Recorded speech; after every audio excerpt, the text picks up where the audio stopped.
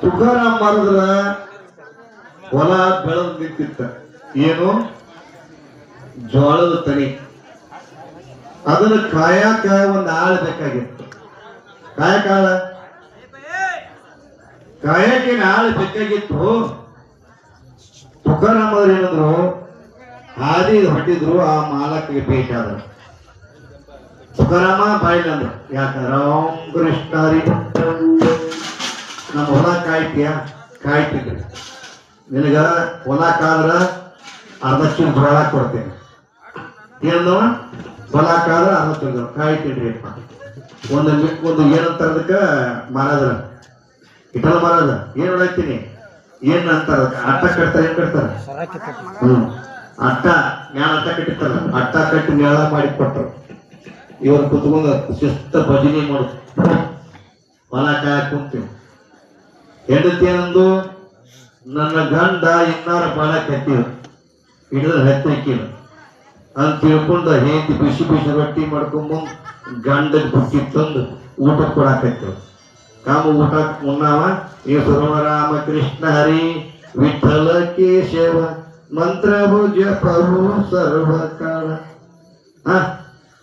ನೆಲಗತ್ತಿ ಸಾಯಸ ಜಾಬೀವನಂತರ ಸುಖೀತೋ ಘರ ನಾರಾಯಣ. ಸುಖೀತೋ ಘರ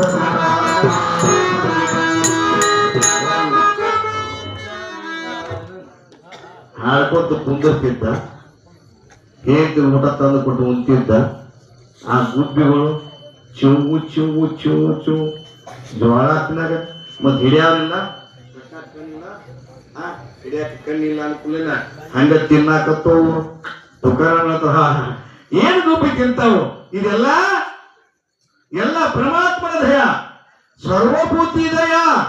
ಸಾಧು ಮನಾಯಸ ಜಗ ಬ್ರಹ್ಮ ರೂಪ ಜ್ಞಾನ ಹೇತಿ ಸಾಧುಚಿ ಲಕ್ಷಣ.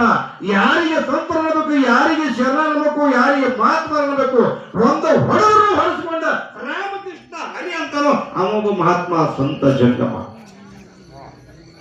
ಎದುರುಗಡೆಯಲ್ಲ ಏಕನಾಥ್ ಮಹಾರಾಜರ 108 ಸಲ ಉಳಿದ್ರು. ಒಂದು ಸಲ ಉಳಿದ್ರೆ ನಾವು ಕಟ್ಟಿ ಹಾಕಿವ. ಯಾಕೆ ಹೋಗ್ತಮ್ಮ ಏನ್ ಮೈಯಾಗಿ ಬ್ಯಾಸ್ರತ್ತ ನಾವ್ ಯಾರು ಗೊತ್ತದ ಅಂತ ಕೇಳ್ತು. 108 ಸಲ ಉಳಿದ್ರು. 108 ಸಲ ಸ್ನಾನ ಮಾಡಿ ಬಂದ್ರು. ಉಳಿದವನ ಬಾಯಿ ನೋವಾಯ್ತು. ಸಷ್ಟಕ್ಕೆ ಬಂದ ನಮಸ್ಕಾರ ಮಾಡಿದ. ತಪ್ಪಾಗೈತ್ ನಮ್ಮ ಅಂತೇಳಿ. ಅಂತ ಸದ್ಗುಣ ಇರ್ಬೇಕಾದ ಸಂತರಲ್ಲಿ. ತುಕಾರಾಮ್ ಅವರು ಹೇಳ್ತಾರ, ಸರ್ವಭೂತಿ ದಯ ಸಾಧು ಮನಾವೇಶ ಜಗ ಬ್ರಹ್ಮ ರೂಪ ಜ್ಞಾನ ಹೆಚ್ಚಿ